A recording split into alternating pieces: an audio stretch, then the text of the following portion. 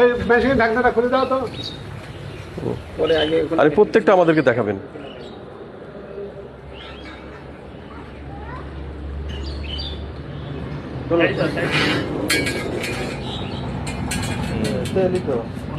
তেল তো আছে আপনার, অনেক মতো তেল আছে তো।